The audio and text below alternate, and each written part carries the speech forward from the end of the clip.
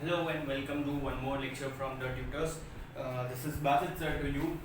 We are going to start with the second lecture of fourth chapter of history, which is history of India arts. This is the second lecture. We took in first lecture the introduction of arts, the introduction of painting and various things which are affiliated to arts. Today we are going to cover four topics: classical style of painting, miniature painting in manuscripts, Western style painting, Western style of painting, sculptural arts. Okay, so this was a small introduction. Before moving on to the lecture, I would like to say कि तुम लोग जितने भी students इस lecture को देख रहे हो प्लीज इसको शेयर करना मत भूलो. Okay, so let us begin.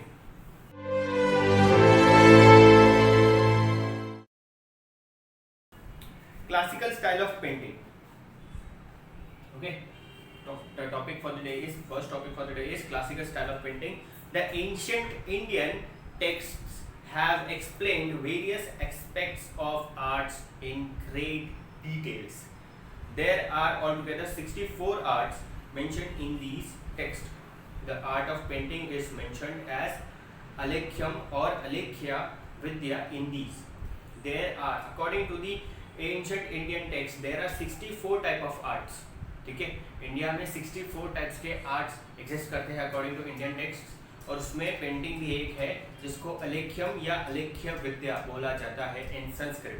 ठीक है, it is said to have 6 main aspects. ठीक है, उसमें 6 मेन टाइप्स है, यू कैन से एस्पेक्ट्स है. ठीक है, उनको उसको संस्कृत में शतांग बोला जाता है, शतांग.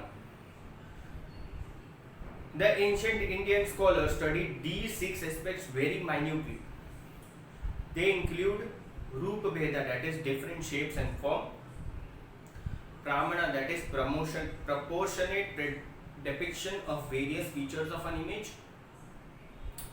Third is Bhav, that is expression, Lavanya Yojana, that is aesthetics, Sadrushyata, that is resemblance to reality, Varnikabhang, that is color composition. If you are doing any sort of painting, कोई भी पेंटिंग अगर तुम लोग बनाते हो तो उसमें expression, उसमें तुमको उसके पोस्चर, उसके कलर्स, उसके हर एक छोटी से छोटी चीज़ को तुमको ध्यान में रखना है. ये इन 6 एस्पेक्ट्स में एक्सप्लेन किया गया है जिसको बोलते हैं शतांग. ठीक है, Agama text of various religious sects, Puranas and Vastushastra text explains the arts of painting and sculpting in the context of temple architecture. Temple architecture में हम लोग पेंटिंग का इस्तेमाल करते आए हैं. हम लोग देखते हैं कि बहुत सारे टेम्पल्स में बहुत सारे टाइप की पेंटिंग्स बनाई गई है, और वो जो है वो पुराणास, वास्तुशास्त्र, ये सब रिलीजियस सेक्ट से एक्सट्रैक्ट किया गया है. Okay, coming to second topic for the day, that is miniature paintings in manuscripts. Miniature painting in manuscript मतलब छोटी छोटी पेंटिंग्स, ज़्यादा बड़ी नहीं, छोटी छोटी पेंटिंग्स. ठीक है, the miniature painting is the early manuscript shows an influence of Persian style. Ancient times में पर्शियन लोग मिनिएचर पेंटिंग्स बनाया करते थे. The Deccan miniature style was developed under the patronage of the Deccan सल्तनट्स.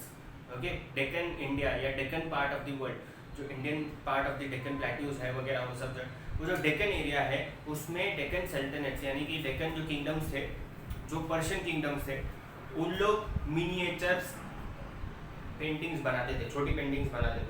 During the reign of Akbar the Mughal emperor, the Mughal miniature style showing a blend of Indian and Persian style was developed. Indian और Persian style के blend यानी कि उसको mix करके एक painting बनाई जाती थी. पर्शियन स्टाइल और इंडियन स्टाइल ऑफ पेंटिंग्स को मिक्स करके एक नई टाइप की पेंटिंग बनाई जाती थी, जो हमारे इंडिया में डेक्कन रीजन में जितने भी मुगल रूलर्स थे उन लोग ने उसको स्टार्ट किया था. ठीक है, western style of painting.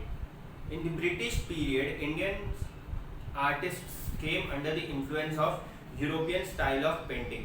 Indian artist ने ब्रिटिशर्स के टाइम पे, ब्रिटिशर्स जब इंडिया में थे तो इंडियन आर्टिस्ट लोग ने ब्रिटिशर्स की पेंटिंग स्टाइल को अडॉप्ट करने की कोशिश की, यूरोपियन स्टाइल ऑफ पेंटिंग को अडॉप्ट करने की कोशिश की.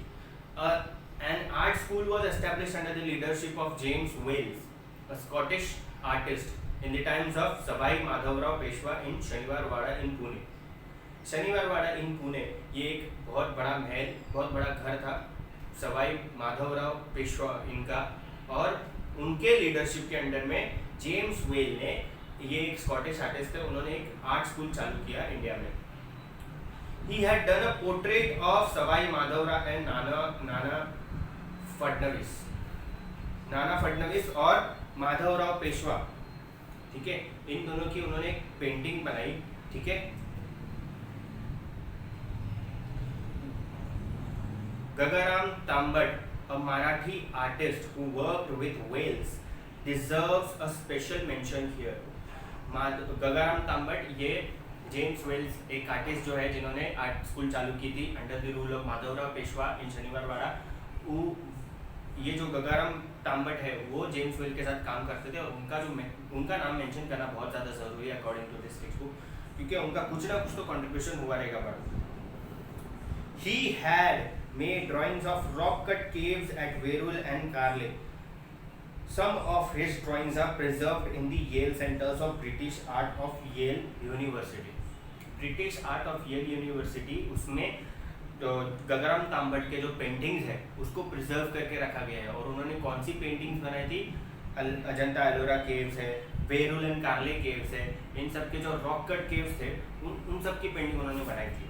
ठीक है, and those paintings were really beautiful. होगा ऑब्वियसली कुछ ना कुछ अनोखा होगा उसमें, इसलिए उसको बोलते हैं ना इतना बड़ा दर्जा दिया गया है. ब्रिटिशर्स ने खुद उसको प्रिजर्व करके रखा है. Exact portrayal of the object of painting is characteristic of the European style. मतलब जो जैसा दिखता है वैसी अगर हम लोग उसकी पेंटिंग बना रहे हैं तो उसको यूरोपियन स्टाइल ऑफ पेंटिंग बोलते हैं. A number of renowned artists were trained in J.J. School of Arts and Industry, which was established in the year 1857 CE. J.J. School of Arts and Industry was established in the year 1857 CE, that is Common Era. और उसमें बहुत सारे renowned artist लोगों को train किया जाता था, offering courses in European style of painting. उनको यूरोपियन स्टाइल ऑफ पेंटिंग सिखाई जाती थी, उनको बहुत सारे तरीके सिखाए जाते थे पेंटिंग के. European style of painting is nothing but a painting which if we pursue we are trying to make certain things look alike. मतलब जो पेंटिंग जिस चीज़ की भी बना रहे हैं हम लोग, वो पेंटिंग में भी वैसे ही दिखनी चाहिए. पेस्ट्रोनजी Bomanji, an alumni of this school, made replicas of Ajanta paintings. Replicas मतलब क्या? हूबहू वैसे ही दिखने वाली पेंटिंग. ठीक है, मतलब जैसा अजंता केव्स दिख रहा है वैसा ही उस पेंटिंग में भी दिखेगा. ठीक है, ये किसने बनाया था? पेस्ट्रोनजी बोमनजी, जो कि एक एलुमनाई थे इस स्कूल के. कौन से स्कूल के? JJ school of arts and industry. Sculptural arts, fourth topic for today, sculptural arts. Sculptures are three-dimensional, such as images, statues, pots, and objects with artistic embellishment. For creating sculptures, either rock or metal or clay is used. Rock sculptures are made by carving. Metal sculptures are made with the help of molds and clays.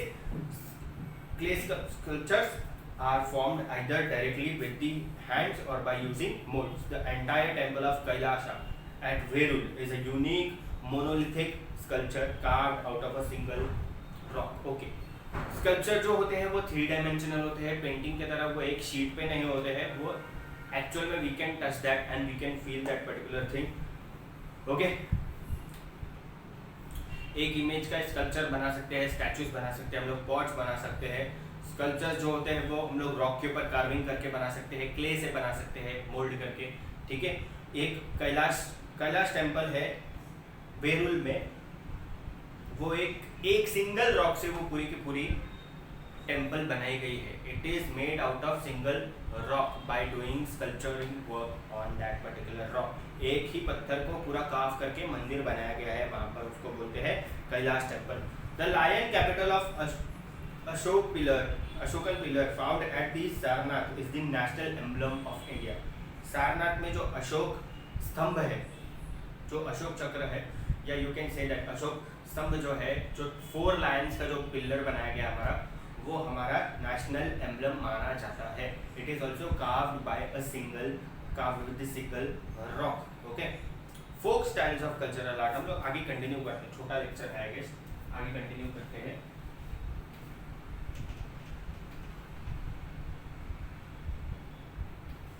ठीक है। Folk styles of sculptural arts.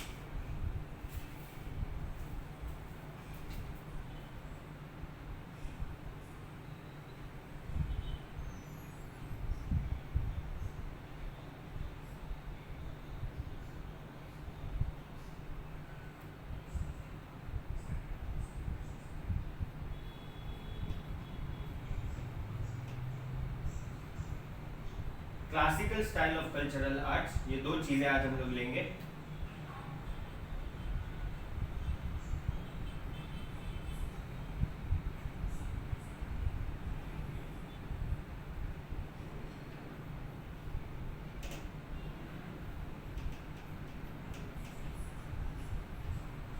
Cultural arts. Okay.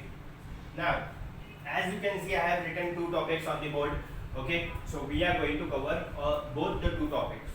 आज और दो नए topics लेंगे हम लोग। लेना तो नहीं था बट फिर भी ले लेंगे क्योंकि लेक्चर काफ़ी छोटा बन गया है and we are going to complete this two topics and we are going to wind up the lecture.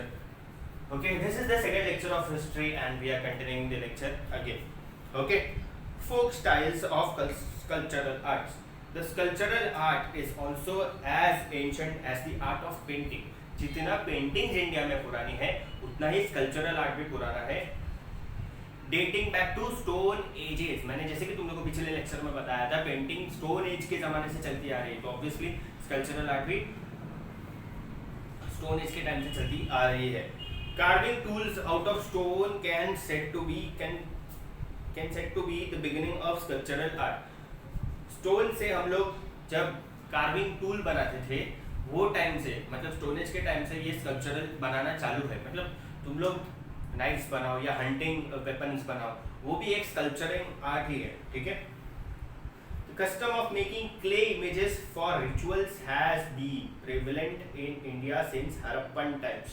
Harappan time से हम लोग क्ले से कुछ ना कुछ बनाते आए हैं, ठीक है।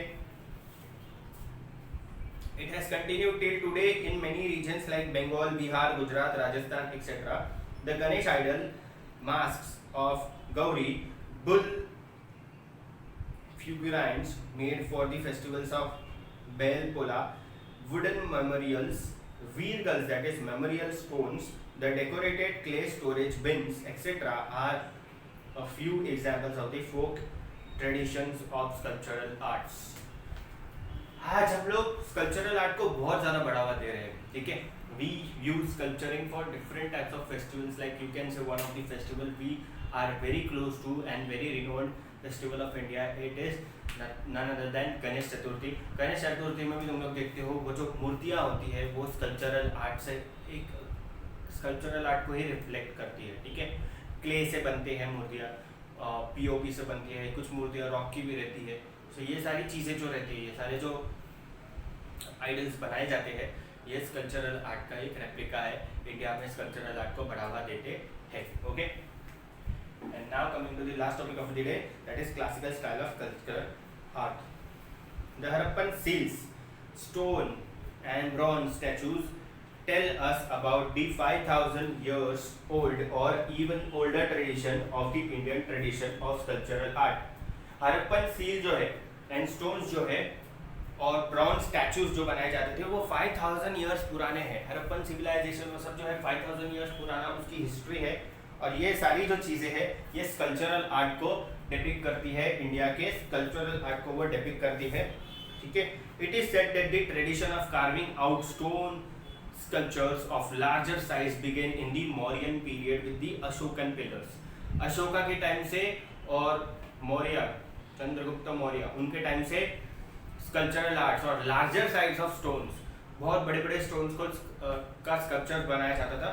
वो सारी चीज़ों को बहुत पहले से कराया जा रहा है। मतलब you can say that sculptural art जो है of bigger stones was had taken place.